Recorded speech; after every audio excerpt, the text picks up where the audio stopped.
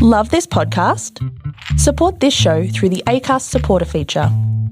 It's up to you how much you give, and there's no regular commitment.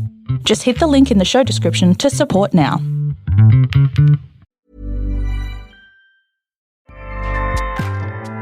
Acast powers the world's best podcasts. Here's a show that we recommend. Hi, I'm Tom Daly. I'm super excited to be sharing my podcast, Made with Love. It's easy to focusing so much that you lose some of the enjoyment from things. And that's one of the things I learned over the years of Formula One is why I'm doing it. Discovering a love of knitting actually helped me be my best on the board and get my hands on an Olympic gold medal. And I'm on a mission to find out how others have made what they love a central part of their lives too. We shouldn't be looking blindly for hope, but rather try to create that hope ourselves. Follow and subscribe to make sure you don't miss any of the new episodes dropping very soon. Acast helps creators launch, grow, and monetize their podcasts everywhere. Acast.com.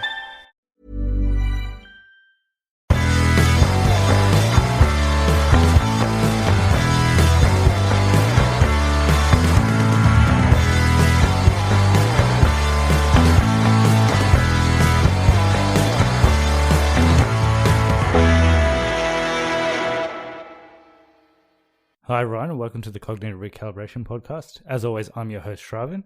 We have our co-host, Taran, here with us again in Hobart. Hello, everyone. So today we're reviewing a movie called Venom, which we both watched actually opening night, but we couldn't get around to reviewing it till about a week later, so here we are. Weirdly, this is one of the few movies I've watched on opening night this year. Yeah, it actually is. I think the only other one was Avengers Infinity War, which we watched first day. I'm trying to think if there was anything else that I saw opening night. No, I think it's just Avengers Infinity War and this. Yeah, this is the only one that I watched opening night apart from Avengers as well. So we'll do the usual non-spoilers first and then spoilers.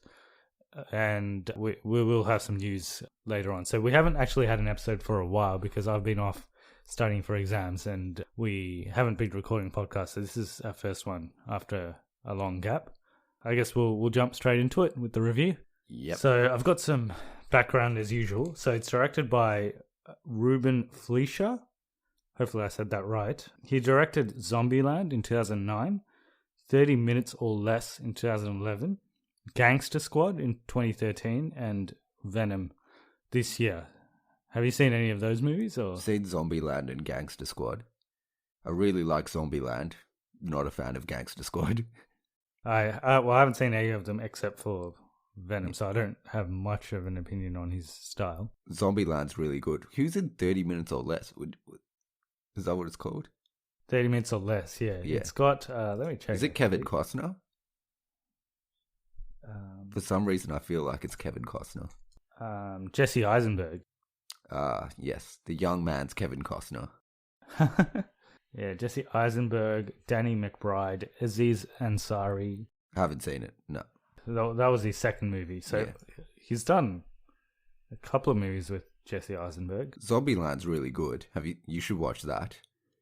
Gangster Squad, you can miss. It's boring as hell.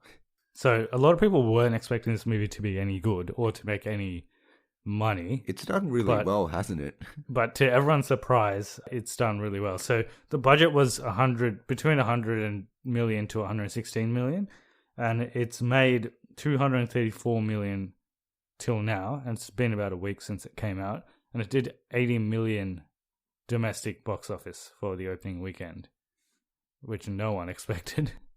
And it's got the record for the highest opening weekend in October of all time. Oh, nice. So it wasn't just us who were watching it on the opening night, obviously. Yeah. I don't know why it's so... Well, it's a popular character, I guess. And people like Tom Hardy. And it's been a while since there was a superhero movie. Last one was Ant-Man, I think. Yeah, so it's been like 3 months. I love it how a while for a superhero movie is 3 months now. Yeah, it used to be like years. It used to be like years, yeah. Yeah, now it's like 3 months. Yeah. I don't know. I actually don't know how this did so well because the reviews were quite negative. Yeah. And people like Tom Hardy, though. Yeah. And people like Venom. I guess so, yeah. And maybe people, because a lot of people don't know about the MCU. Like, everything Marvel is, like, the same to them. Oh, yeah. So maybe they just went out and watched it anyway because they thought it was part of the whole. Some people think the X-Men are in Marvel, like the new X-Men. So they might have thought it was part of the same universe. Yeah, because, well, it says Marvel. Like, even the trailers and everything, it says Marvel. Yeah. So maybe they just thought it was another Marvel movie and everyone just went out and watched it. They probably still don't know. They probably still don't know. Yeah. It's pretty vague. Like, it could still be in the MCU. Yeah, like, there's no, like, obvious points that it's not in the MCU, but... We'll talk about that in spoilers anyway. But I'll talk a bit about the development of this movie. So Sony began developing a Venom film after the character made his cinematic debut in Spiderman 3, 2007. So ever since then, they've wanted to make a movie with Venom. Because that turned out very well, as we all know. Well, I think we can agree that this version of Venom is better than that version of Venom. Nah, man, I love Topher Grace. Topher Grace is my favourite Venom. Nah, this version's much better. Well, I'll talk about it in the review, but I think Tom Hardy, if it wasn't Tom Hardy, I think this movie would have been a disaster. Yeah. It has to either be Tom Hardy or Topher Grace, no one else. There's no in between. The thing is, like, Topher Grace, he's not even big. Like, in real life, he's just like this scrawny guy. So it makes no sense for him to be Venom. Yeah. It's because he's like smaller than Peter Parker. Yeah. It's because he was so funny on that 70s show. They're like, this is the guy. This is the guy we need. Didn't he make a comeback with Interstellar? He was in Interstellar. No, that's Casey Affleck, isn't it? No, Casey Affleck was in it, but he was in it too. I'm pretty sure. Who is he in it? He's like the daughter's friend or something. Oh, okay. Yeah, in the future. I can imagine Topher Grace in that movie. I haven't seen him in anything for years before that, though. Because I remember seeing him in it, and I was like, this guy looks familiar. I'm pretty sure he's in it. I'm going to check right now. Is Topher Grace in the Ocean's movies as well? Is he? Oh, no. He's got a cameo in the first Ocean's 11. He plays poker with Danny Ocean. He's in Interstellar. Yeah. He's the character of Getty, which obviously everyone remembers. That is the most memorable character in that movie. Yeah. Topher Grace. I remember he's like, what's the daughter's name? Jessica Chastain. Yeah, Jessica Chastain's friend. Oh, okay. Yeah. He's such a scene stealer, that Topher Grace. I miss him. But anyway, after Spider-Man 3, they had various iterations of the movie, and they began this version of the movie, or the script for this version of the movie, in March 2017, so last year, just before Spider-Man Homecoming came out. Sony's plan was to make this movie in the same universe as Spider-Man Homecoming, and therefore the MCU, but Marvel didn't want that, so... Well, Kevin Feige said that this movie is not part of the MCU. Yeah. I think they're still trying to sneak it in, I guess. It doesn't have a producer credit for Kevin Feige. I just think it doesn't. He was never on set, so... Sony's plan with this movie was to start their own shared universe with all the Spider-Man characters. So, all the Spider-Man characters except for Spider-Man. Yeah. And there's plans for other movies like Kraven the Hunter, which we've talked about, Morbius, Silk, Black and... what's the other? Silver and Black. Silver Sable and Black Cat. Yeah, anyway, they're planning to do all these movies without Spider-Man. In terms of cast, there aren't really that many important characters apart from Tom Hardy, I guess Michelle Williams, and Riz Ahmed. Riz, yep. Everyone else is pretty forgettable, and to be honest, everyone apart from Tom Hardy is pretty forgettable. Yeah. In my opinion. Riz Ahmed, I usually like Riz Ahmed, but in this movie he just wasn't. Yeah, he sucks. Yeah, like I think it was just the script, what he had to work with. It wasn't. Riz Ahmed's great. really good in most things. Even in Rogue One, he's good. Yeah. But yeah, he's not good in this. He wasn't great. And Michelle Williams had the most ridiculous wig. Did you notice it? Yeah, it's cool. It's a good wig. Well, this movie, we can always call it like the movie with bad wigs, because there's another wig that features later on. That's a great wig. We'll talk about it in spoilers. That's an amazing wig. There's also Michelle Williams' new boyfriend, who has a great character role. He was not what I actually expected. Did you expect him to be the the normal dick character. Yeah, and he kind of wasn't. He was kind of a nice guy. That was a change up. Other than that, there's no other characters in this movie. There's Jenny Slate, who's kind of important. Oh, yeah. Yeah, she's in it. I feel like everyone was just there for the paycheck, except for Tom Hardy. Even Tom Hardy was probably there for the paycheck. Yeah, but he committed. Yeah. Like, the stuff he does is pretty crazy. We'll get to the details and spoilers, but I think he did a really good job. I felt like the first half an hour was just... It didn't suck, it was just bland. It was kind of like Solo. Like the whole of Solo. I missed the first 10 minutes, so I still don't know what happens in the first 10 minutes. But when I got in, it was fill you in boring. on that. I'll fill you in on that in spoilers. You didn't miss much. But yeah, the first half an hour was just very uneventful. Like, it was just kind of jogging along. You find out about Eddie Brock and what he does. I guess we should outline the story, spoiler free. Eddie Brock is a reporter, and he's assigned a project to look into this thing called the Life Foundation, which is run by Riz Ahmed's character, Carlton Drake. And yeah, that basically Carlton Drake's kind of a dodgy guy. Like, he's getting human people to experiment on and stuff, and that's killing them. Like, he's getting homeless people to experiment on. And he must be like offering them money, and then they end up dying because he has these symbiotes. Symbiote. That he's testing people with. They call it symbiote in the movie, though. I didn't pay attention. I was going to pay attention, but halfway through I forgot. They actually changed it up, because in the trailer they call it... Like, I'm pretty sure there was parts of the trailer where they called it symbiote. Yep. But in the movie they call it symbiote. And I think they did a voiceover at the end to make sure everyone said symbiote. To change it, to make it consistent. Because no one actually knows how to say it. It's a known fact. No one knows how to say it. It's... No one... Because I've been watching Spectacular Spider-Man, the series. Yep. They call it symbiote in that. Okay. Yeah. I'll call it whichever one I feel like calling it at that particular point in time. When you talk about, like, a symbiotic relationship... It's symbiote. It's symbiote. Like, it's not symbiotic. That doesn't make it's not a sense. Symbiotic relationship. Yeah. It's so I'm going to say symbiote. I'm saying symbiote. It should technically be symbiote. But anyway... I'll call it symbiote because that's what they call it in the movie. Well, I'm going to call it symbiote because I want to change things up. But anyway, I think the Life Foundation finds a meteorite or something, or a comet that has these living symbiotes on it, and they bring back 4 samples back to Earth to... I think I missed all this part. To do... it's actually like skimmed over. Like, it's like the first 2 minutes. Oh, okay. And they bring it back to Earth and they want to do some experiments with it. And they do a pretty bad job because they kind of lose basically 2 of them. Is one of them Venom that they lose? Or one of them is Venom. Yeah. Okay, yeah. Okay, yeah. And they lose the other one before I started watching, I'm guessing. Yeah, that's... I won't say too much about the story. We'll talk about it more in spoilers. But there isn't much of a story, to be honest. Yeah, when the story starts, you're like, oh, here it goes. And then 10 minutes later, it's finished and you're like, okay. That was quick. Yeah, there isn't much of a story. So for those who know Venom's origin in the comics or have seen his origin in any of the animated series, it's not what they did in this movie.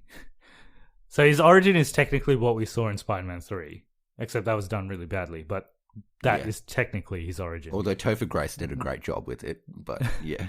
I wonder why he didn't win an Oscar for that. Best supporting actor. I like the part when he turns into Venom in that movie, and then the camera like zooms into his face, and then you see Venom. Do you remember that? I do not. I haven't seen like that the movie. symbiote's falling. You know how he's in the church, and the symbiote falls onto him. Yeah. And then like it's going all over his body, and then the camera zooms into his face, and you just see Venom's face. Like he's like he bites the camera. Classic Sam Raimi zoom into people's faces as they scream. They can't do the actual Venom origin because of not having Spider-Man in the movie. So they were a bit hamstrung. But I wonder if they'll do it in the MCU. Since they've gone the Infinity War route and they've taken Spider-Man into space, they could technically do a symbiote thing from there. They could, but they don't own the rights. They don't own the rights for Venom. So they can't technically do it without Sony's permission. And Sony can't technically do anything without Marvel's permission with Spider-Man, so they kind of just They're stuck in this weird limbo where they just both, well, Sony's making shit movies and Marvel's can't use the characters they want to. But they can use Spider-Man's villains, though. They used... Vulture. Yeah, they used Vulture, and they used the Tinkerer, and who was the Shocker? Yeah, they kind of sit down together and agree with which ones they can use. I agree, what they can use and what they can't use. Yeah. And they're probably not going to let them use Venom now, because they've just made Venom a movie is on the Venom. biggest character that Sony has left that they haven't given back to Marvel already. Basically. Yeah, and they're not going to do Green Goblin, because they've already done Green Goblin in the other movies. Green Goblin's a villain anyway. You can't make a movie out of a villain. Well, they're doing it with the other guys, like but Kraven. they're more anti-heroes, I guess. Yeah, I guess Green Goblin's just Goblin's just and a Green villain. Green Goblin's like way too interconnected with Spider-Man. Like you can't do it without Spider-Man. Yeah, well, Yeah, you would have thought the same thing about Venom, but they somehow managed it. because Venom is still his own character, I guess. And he, like in the comics, he does have his own comics, like where Spider-Man's not in it. Yeah. But I don't think there's any comics with just Green Goblin. Oh, yeah, there wouldn't be. Yeah. Yeah. He's a villain, so yeah. I guess we can talk about the positives and negatives. So, I actually didn't hate this movie. I think I went in with like really low expectations because I saw the reviews. It was like 20-something% on Rotten Tomatoes. Yeah. And I was like, this is going to suck. Like, this might be the worst movie of the year. But it wasn't actually that bad. I kind of equate it to Suicide Squad. It's that level of bad. This could be okay if they made a couple changes to it, but overall it's still pretty bad. But I didn't like Suicide Squad. I didn't enjoy Suicide Squad because there's parts of this that I actually enjoyed. There's parts of Suicide Squad that I enjoy as well. I like the part where that guy gets introduced and he dies the next scene. Yeah, that part's the best part. I think it's the part I liked, but yeah. that's the only part I actually remember. Yeah. It's not a totally bad movie, Suicide Squad, but it's not good. And I think this is it's not similar to that. This is not good. Yeah. Yeah, this is by no means good, but there are parts of it that are quite entertaining, which make it still watchable for me. Yeah. And it's not long, which is good. Yeah, it's pretty short.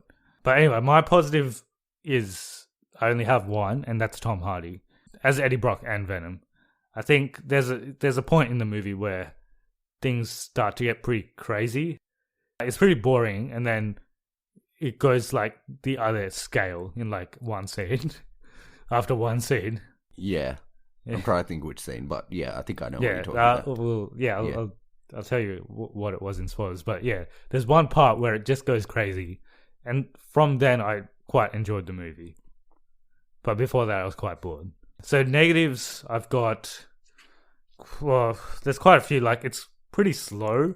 Not much happens for a lot of it. Like, in the whole movie, not much happens. So there's not much of a story. And pretty much all the characters except for Eddie Brock are forgettable. The climax was very predictable. It's just another big CGI fight. It doesn't last for long either. It's very short. And I guess the lack of Spider-Man does sort of hurt this movie a bit. And a lot of people are saying that it would have been better if this was R-rated. For me, it might have added a little bit, but I don't think it made that much of a difference. Like, I don't think it will make it a better movie if it was R-rated. I think they could have gone more Deadpool route if it was R-rated. Might have made it a bit better, but it just would have had more blood and guts and stuff. That might have added a little bit, but I don't think it would have made it a better movie with what they had already. What were your positives and negatives? Yeah, I like Tom Hardy as well. He was probably the only good part. I'm trying to rack my brain for other positives. There's some funny parts. It can be funny at parts. I don't know if it was intentional or... Yeah. I couldn't even tell if it was intentionally funny or unintentionally funny. Yeah, but I found it funny. I'm going to say it was intentional. Give that as a positive. There's some intentionally funny parts. Negatives, it's really dark. like not tone-wise. The movie's just dark. A lot of the scenes are shot in the dark. And Venom's black. Yeah, Venom's black, so Yeah. And you can't see you much. can't really see him properly, Yeah, to come to think of it, there's not a single shot of him that's in the day. Yeah, everything's in the dark for some reason. And you can't see anything. He's not Batman. He doesn't only come out at the dark. Yeah. So that was a bit disappointing. It's slow up to a certain point, and then it goes really fast up till the end. There's some part of this movie that's missing. The first half is very slow, and the second half is way too fast. It's got serious pacing issues, and the villain's shit. Yeah. He doesn't look like he's trying that hard, to be honest, or his material was just horrible. I guess if we didn't have anything else to say, we could do our ratings, and we'll jump into spoilers. Yeah. My overall rating is, I guess without Tom Hardy in this movie would have been like probably one of the worst movies of the year. It would have been in line with The Nun, probably, if it wasn't for Tom Hardy. There's other actors that could have probably done well with it as well. It would have to be a good actor. Yeah. Yeah. But I think Tom Hardy, I think he was the only one that was really trying in this movie. Yeah. So I don't know if you agree, but I thought he was pretty good. He was pretty good, yeah. So him as Venom and Eddie Brock was pretty much the saving grace for the movie. It lifts it from being just a forgettable movie to it's still forgettable. Almost watchable. It's still forgettable, but it's like most not of as it's still forgettable. Yeah. But there's parts that you'll probably remember when you walk out of the movie. So I would give it a watch at some stage on streaming or Netflix or whatever, if it comes onto Netflix or whatever streaming service it comes onto. I think it's worth a watch at some stage because you don't have to fully concentrate to watch it. You could just have it in the background. Yeah, have it in the background. I was on my phone for some of this movie because I was bored. Also, there was no one around me when I was on my phone, so I wasn't like disturbing anyone. It was just you weren't that guy that's sitting in the front row with his phone at full No. I was brightness. I was in the very back, and I hid it so that no one could see, and there was no one around me. I give it 32.8. Feel like I gave something else 32.8 as well, but they're both on different scales. So we'll do some spoilers now. So if you haven't seen the movie and you care about spoilers, watch the movie and come back to this point. But otherwise, if you don't care about spoilers, just keep listening. So we can start with the start of the movie, which you missed. Yeah, I missed that. So it just starts with the spaceship that crash lands onto Earth, and it's a spaceship from the Life Foundation. Yeah.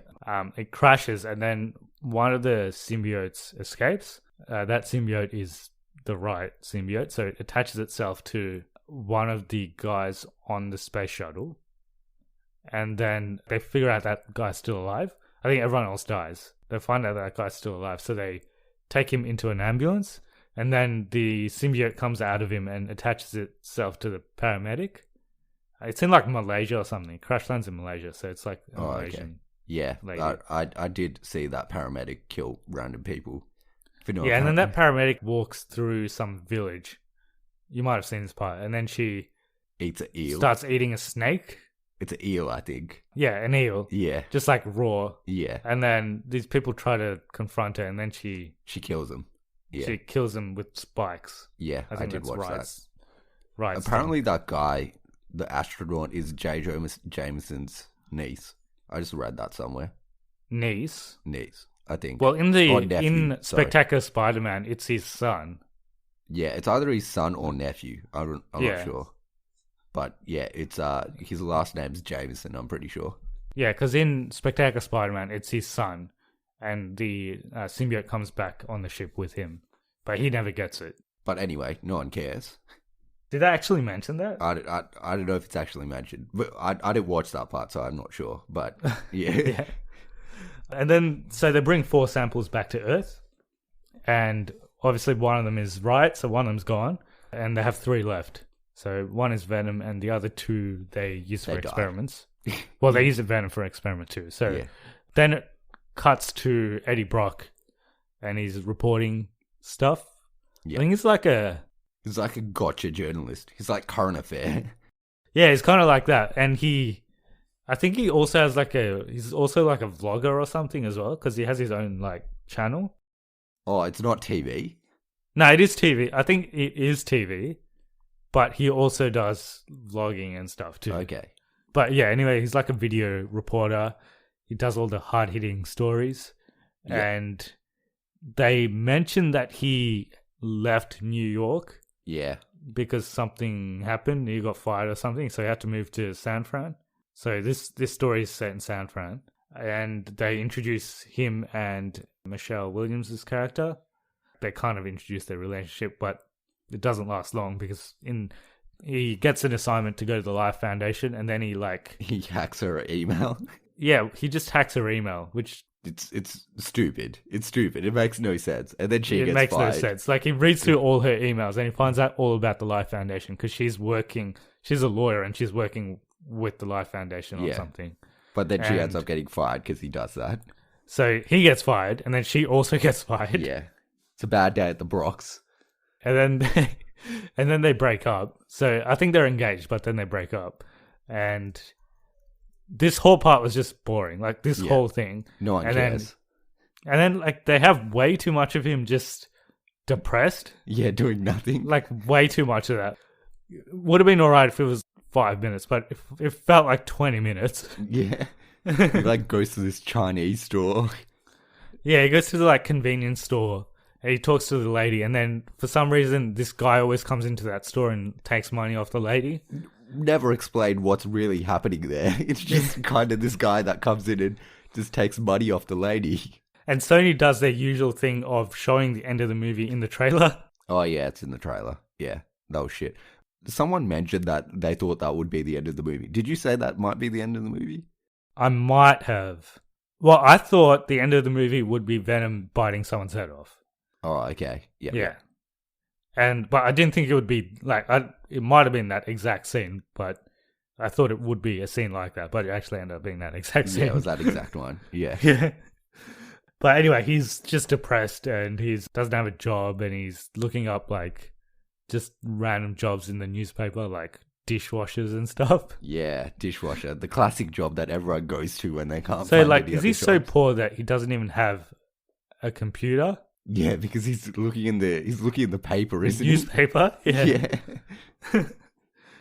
But he has a phone. Yeah, he has Surely a the phone, so has... surely you could go and seek on your phone, mate. You don't have to use your computer. But yeah, he's just applying for random jobs. He's not getting anywhere in life. And he has this really rowdy neighbor who plays the guitar every Which night. is a stupid sub-story that didn't need to be there at all. Yeah. But yeah, this literally goes on for it felt like 20 minutes. It felt like a long time. It was there for a while. And meanwhile, they just cut back to stuff at the Life Foundation, which is also really boring. So they've hired some homeless people to experiment with the symbiotes. Riz Ahmed's just super creepy and weird for no Yeah, apparent he's just reason. creepy, and he has this speech to one of the guys who's called Isaac about something in the Bible. Oh, that was such a boring scene. I was just like, no one cares. And that guy immediately dies. Yeah. Yeah. You see it in the trailer anyway, that exact scene when Yeah. the symbiote attaches to that guy and then he dies. There's a lot of And this then- in the trailer. And then the symbiote also dies because it doesn't have anything else to attach to it, and it just dies. Does that symbiote die? I think so, yeah. Okay, yeah. Yeah, and then they're only left with Venom, and The yellow one. so they hire some more homeless people, and one of the homeless people happens to be Eddie Brock's friend, or I don't know if she's his friend. He just talks to her every day. Oh, was that a connection? I did not see that connection at all. Yeah, she's the one that ends up with the Venom symbiote. That's why he tries to save her. Oh, I didn't. I thought he was just trying to save a person. I didn't even know. Yeah. Yeah. And then he's down on his luck, and then Jenny Slate, who works for the Life Foundation, she's not happy with what's going on, and for some reason she could have gone to any reporter, like a reporter that actually currently has a job, maybe. But she That goes would to have helped, Brock but she went to Eddie Brock, who's unemployed. for some reason. So she goes to him, and he says no, he doesn't want to get involved in any of that because it ruined his life when he associated with the Life Foundation, but then he changes his mind in the next 5 minutes. Yeah. There's a quick change of heart. And he decides to go in, so she lets him into the Life Foundation, and I think she just wanted to take photos and then publicize what's going on there. but he does a little bit more than that. So he goes in and then he sees his homeless friend, and she has the Venom symbiote in her, and she gets up and she looks at him and she's like, help me. And he smashes her out of her confinement that they had her in, and she then transfers the Venom symbiote to him, and she dies. And then he's Venom. That's when the crazy stuff starts. So he just runs out of the facility. This stuff was stupid, I thought. Instead of jumping the fence, he runs through the fence. It's so stupid.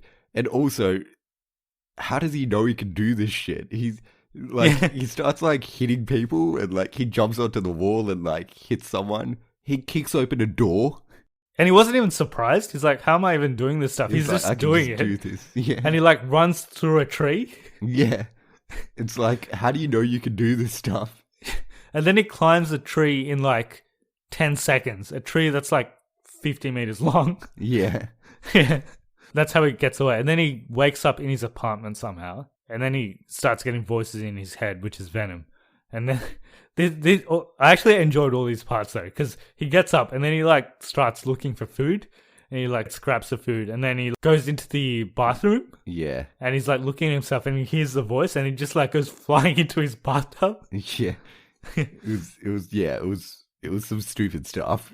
And then he gets up, and then there's this scene with his rowdy neighbor. He starts playing the guitar again, and he goes out, bangs the door, and he opens it, and then he momentarily turns into like Venom, like you see Venom's eyes. But that it looked shit. It looked like a Snapchat filter on his face. It actually did. Yeah.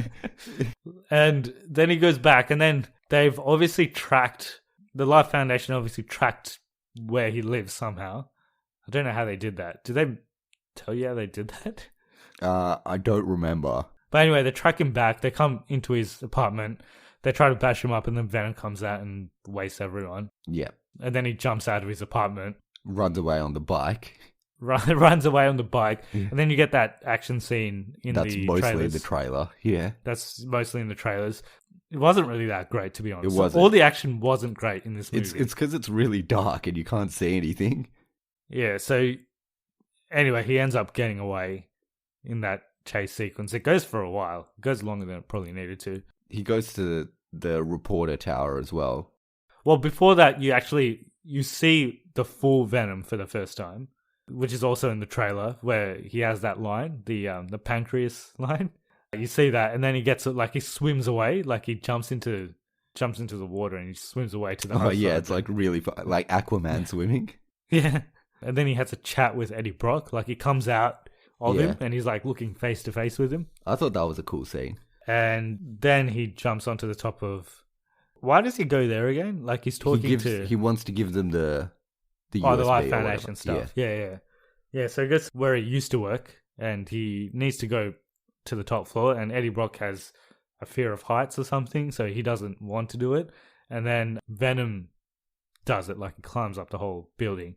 And then there's this forced scene where he like goes right onto the top of the building, and then a plane flies past. Oh, yeah. And then, pretty much just to show that Venom is vulnerable to high frequency sounds and stuff.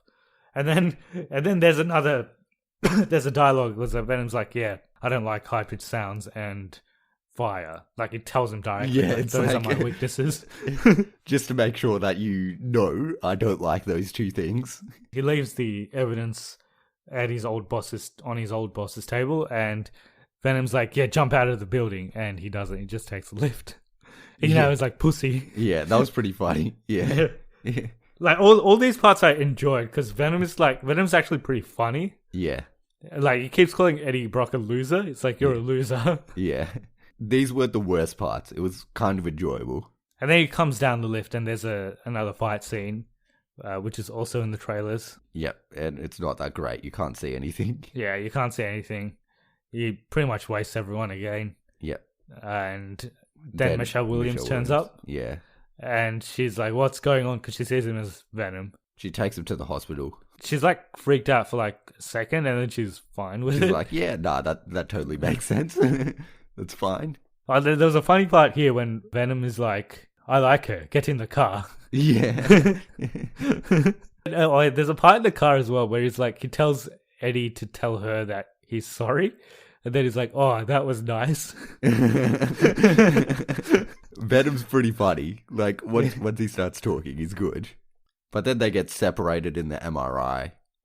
Oh, yeah, we missed the scene where he goes crazy and he goes to, like, the restaurant the where... lobster. And he eats and he, like, jumps... Apparently that was all improv as well. Yeah, well, it was okay. It was weird. He just goes to the restaurant and starts eating random shit. Yeah, like, jumps in the lobster tank and he just eats lobsters. Yeah. I don't know how that could be improv, though, because... Like, they would have Did he eat had actual to tell lobsters him. or... Did he actually jump in an actual lobster tank and, like, rip open a lobster? Yeah, like, did they know that was going to happen, so they put in fake lobsters? They're like, guys, Tom Hardy's a loose unit, just put in fake lobsters just in case. He could do anything this He could scene. do anything. Be ready, guys.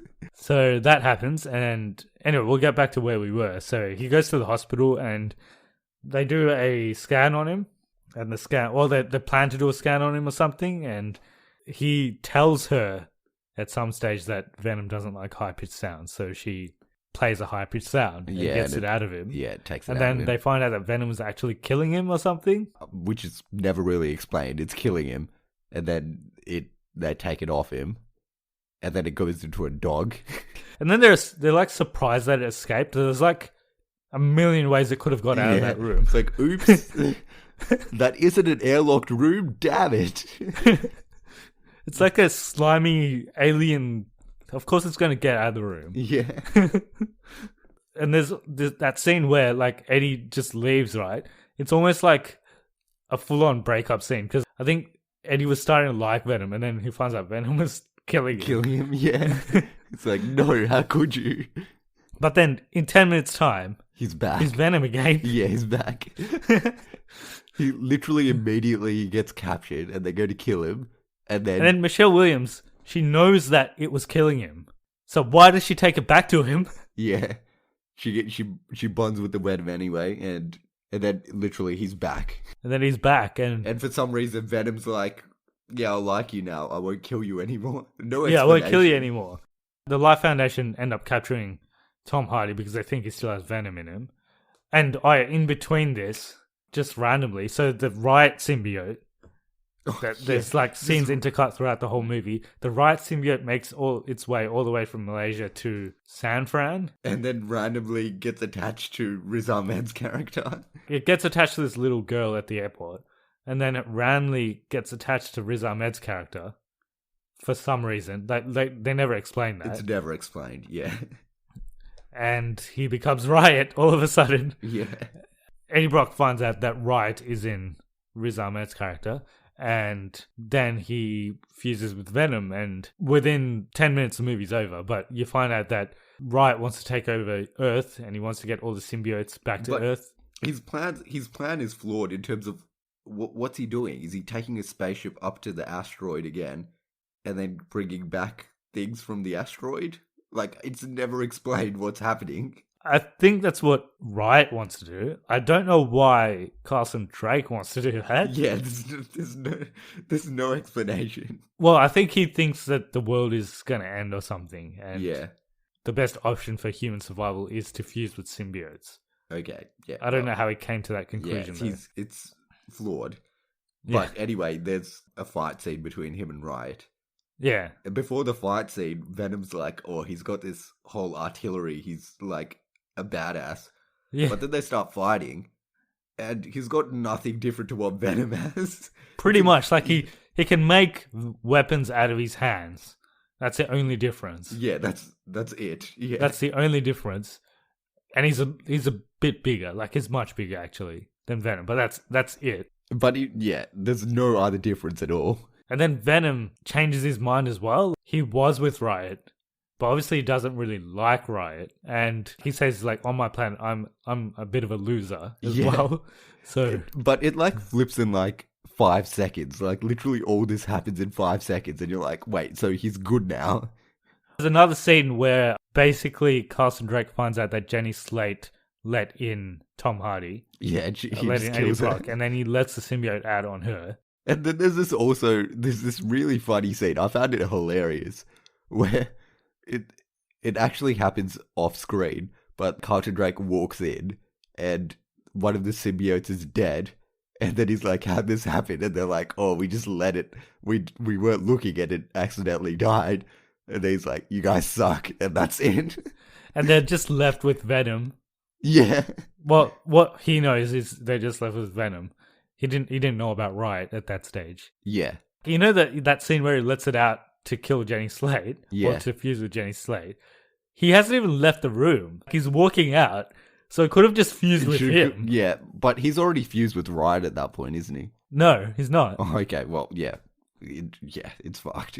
And that's the one that dies. That's the one that dies. That they just leave. It's like, oh, oops, we accidentally left this alien life form to die. He should really hire better. Like, everyone that he's hired just doesn't seem to care. Yeah, it was pretty low standards at the Life Foundation. But anyway, we'll get back to the climax. So there's a big CGI fight, and that also doesn't look that good. Yeah, it looks pretty bad, actually. It's in the dark. And it's also in the dark. And Riot and Venom look pretty similar. Yeah, like there's points where you can't tell who's who. Yeah, Riot's grey and Venom's black. They're so similar. I couldn't tell who's who. It was like a Transformers fight. So Riot almost escapes on the space shuttle, and Venom... What does he do? He blows it up. How does he blow it up again? He like attaches himself to the aircraft, and then he breaks a hole in it and chucks a bomb in it or something. Yes, he does something. But anyway, he blows it up, and obviously symbiotes are vulnerable to fire, so Riot dies. Supposedly. We think he dies. We also think Venom dies, because Venom detaches himself from Eddie Brock. All the evidence suggests that Venom was dead. Anyway, like 5 minutes later, you hear Venom in Eddie Brock's head again. Yeah. So apparently he didn't die. Well, yeah, no one expected him to die, to be honest. Like, everyone knew that he would still be alive. Yeah, but they could have at least done a better job of explaining why he didn't die. Yeah, it makes no sense. So he was just gone for like a couple of days? Or was that like the very next day? I think it's the very next day. So what was he doing? Like, he was just asleep for a while? I think he never detached. But you see him coming off, and he's like, goodbye, Eddie. I don't remember that part. He says goodbye, Eddie. Okay, he lied. He clearly lied. But anyway, he's talking to Michelle Williams, and then you hear Venom in his head again, and he walks away, and he's not startled at all. He's actually like, yeah, hi Venom, you're back. Yeah. And then Stan Lee cameo randomly. Yeah, he runs into Stan Lee, and then Venom wants to eat Stan Lee's dog. Yeah. And then he goes to the Chinese store. Then he goes to the convenience store. You see it in the trailer. He kills that guy who comes to take money from the old Chinese lady every day. And then he says, we are Venom. And then that's which is end. also in the trailer. Yeah. And that's the end of the movie. Yeah. Well, when you explain it like that, it sounds pretty bad. It is bad. That's because it is bad. Yeah. Yeah, it sounds pretty bad, but I still had a good time with it. There's parts of it that are funny, which is why it was okay. If it took itself too seriously, then it would be really shit. It leaned into the comedy a bit more, so it's okay. I'm not going to watch it again. Actually, I might. Yeah, I might too. Yeah, I'll watch Justice League again, so I'll watch anything again. We'll talk about the end credit scenes. So there were a couple of end credit scenes. The first one was pretty ridiculous. So Eddie's back doing his reporting, so he gets his job back supposedly because he. No, he's doing print now. He's doing he's doing print now, so he doesn't do videos anymore. So he does print, and he goes to a prison to meet a serial killer, supposedly to interview him. What happens is so stupid because he literally walks in. And the first line of the interview, no one starts an interview like that. Like, this is not how you start an interview. Was that the end of it, or is he just going to leave after that? Like, was the guy expecting him or something? Yeah. It's like, Eddie Brock, does he know him? I don't know. But he goes in and then he's like... They have a very short conversation about something. He's like, I'm here to interview you. And it's like, come out of the light. He's like, should I just cut all this serial killer bullshit or whatever? Yeah. And get straight to the point. And then he's like, once I get out of here, it's going to be carnage. Yeah. And then that's it. It's like, is that the end of the interview? That's a really short interview if that's the end of it. And what does that even mean? Like, Yeah. if you didn't know that there was a character called Carnage, they'll be like, well, that guy's a bit crazy. Yeah, it's like, and that was a shit interview. Like, Eddie Brock's not a very good reporter. Obviously, the guy we're talking about is played by Woody Harrelson.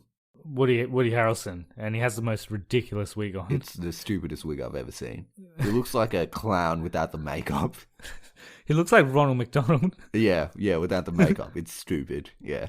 And that's the first end credits scene. So obviously they're trying to lean into another sequel for this movie. I with Carnage. secretly hope they actually make that sequel because I want to see Carnage. I think they will make it because Yeah. it's made a lot of money. So I Yeah. think they will make it. I kind of want to see Carnage versus Venom. Yeah, I actually wouldn't mind seeing that.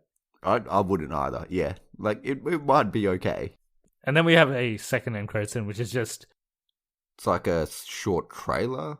I yeah, guess. like I think it might be a scene from Into the Spider-Verse, which was Yeah. very, very good. That was probably the best part of the movie. Yeah, it was pretty good. It was a good, Yeah. it was a good scene. Yeah, there's a bit of comedy and action, a bit of everything in that scene. So that Yeah. was good. That movie, hopefully, will be better than this one. Yeah, hopefully. Yeah. It looks like it's already better than this one, so Yeah. Yeah. But I still had a good time with this movie. So I think you had a better time than I did. I didn't have a great time. I can't say I hated it because I'd probably still watch this again. Like The Nun, you'd have to like really, really persuade me to watch that again. Yeah, I didn't hate it either. I thought it was okay. I'll probably watch it again. It's got some funny parts. I'd skip the first 30 minutes though. Yeah, I'd probably skip the first 30. I'd skip straight to when he becomes Venom, and then from there, it's fine. I guess that's all we had, unless you wanted to mention anything else about this movie. That's it. So we'll talk about some news now, and then we'll do an announcement of the Infinity War Steelbook competition that we had running. So we've had some great entries for that, and we'll mention some honourable entries as well as the winner just after we mention a bit of the news that we've had in the time that we were away. So one thing that came up was the Black Panther 2 will be directed by Ryan Coogler, which is as expected. There's no surprises there. And I think the whole reason why it took this long for him to sign on was more related to salary than anything else. Yeah, we always knew he would come back for it anyway. And I think the same deal was with Chadwick Boseman as well, but he's obviously going to come back. Yeah, no surprises there. And in other MCU related news, there was just an announcement that Scarlett Johansson's getting $15 million for her Black Widow movie, which is in line with what Chris Evans and Chris Hemsworth get for their roles as Captain America and Thor. So she's obviously one of the biggest stars in the MCU now. Yeah, big payday for her. But not as big as RDJ. Downey gets quite a bit. I wonder if he gets paid that much for everything he does, or if it's I just think he in the does MCU. now. I think he does, because he hasn't really done many other Does he? movies. Did he get paid that much for Doctor Dolittle? Probably, Okay, yeah, because a lot of people are just going to watch that movie because he's in it. yeah. He doesn't really do that many movies, actually. He does like one every 2 years, 3 years. The last non-Marvel movie he did was The Judge, and that was produced by his wife. Yep. That came out ages ago.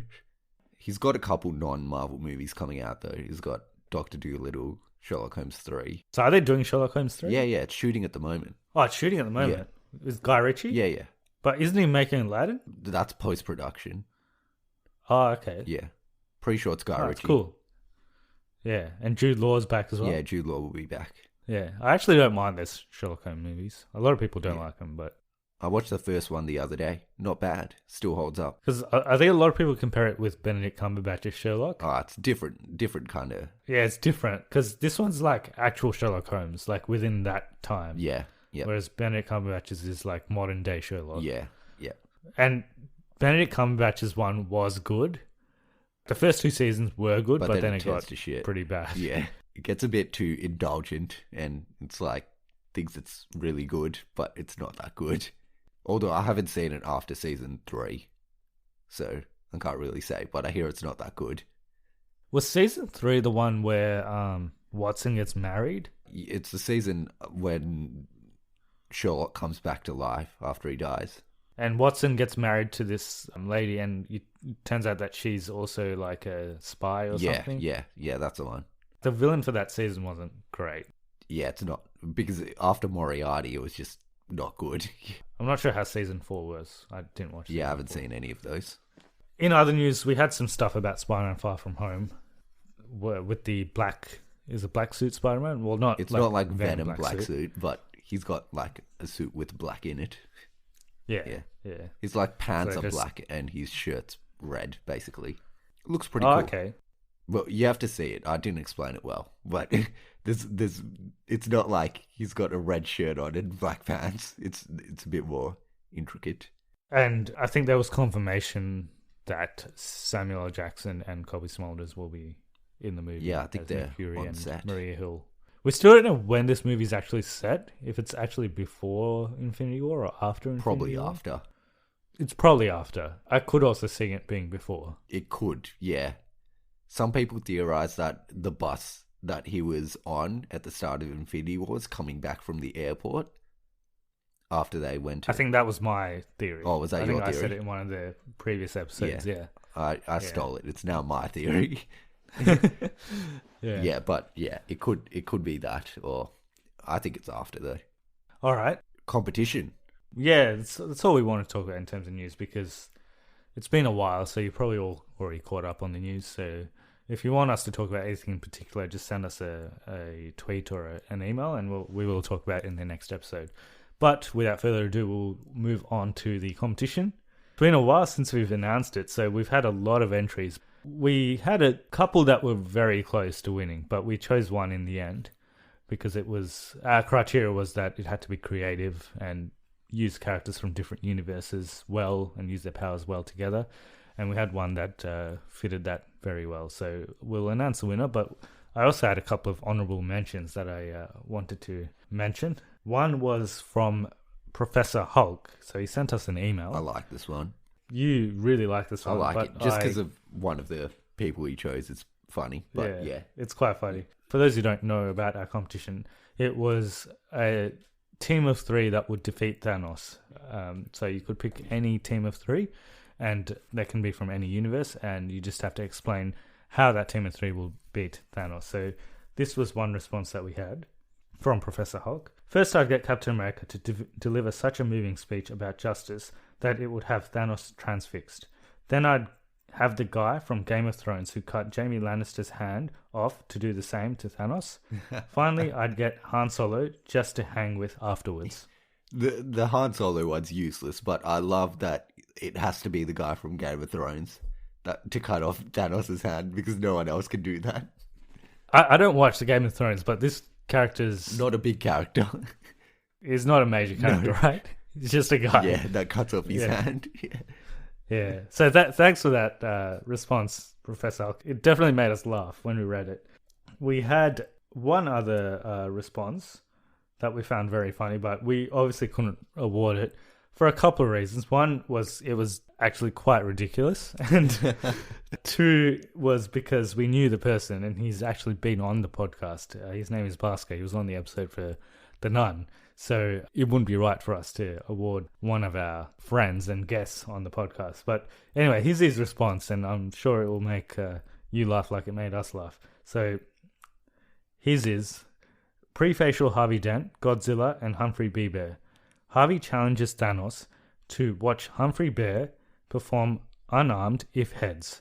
If not, they'll surrender. Harvey's coin is rigged, so they watch. Meanwhile, Godzilla sneaks up and unleashes his atomic breath onto Thanos, killing him.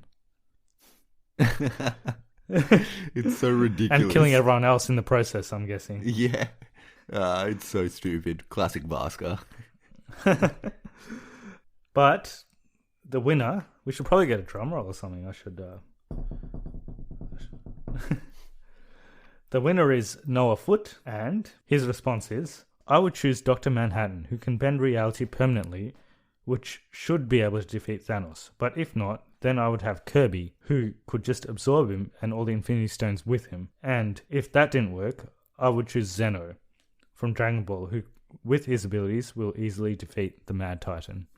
So yeah, that was a great response because firstly, it uses characters from all the different universes, and one's a game character, one's a Dragon Ball character, so an anime character, one's a Watchmen character. So they're all from different mediums, and secondly, their powers work very well together. I especially like the inclusion of Kirby. He's my favorite character on Smash Bros. I use him all the time, and I love that move where he absorbs their special ability. So it'd actually be great to have Thanos in a Smash Bros. Game at some stage, and Kirby absorbs Thanos and his Infinity Gauntlet falls off or something. Yeah. That'd be quite interesting. Good response. Good work, Noah. Congratulations. Congratulations, and we'll be in touch with you very soon to get your details, and your copy of the Infinity War Steelbook will be in your hands very soon. So congratulations again. So for those who are wondering what our response would be to this question, so before we submitted this as a competition on Facebook and Instagram, we actually formulated our answer, and whoever did give us this answer was an automatic victory. So Tara can explain what that answer was. I'm very disappointed that no one got this, but basically it's Nicolas Cage from Sorcerer's Apprentice, Nicolas Cage from National Treasure, and Nicolas Cage from Con Air.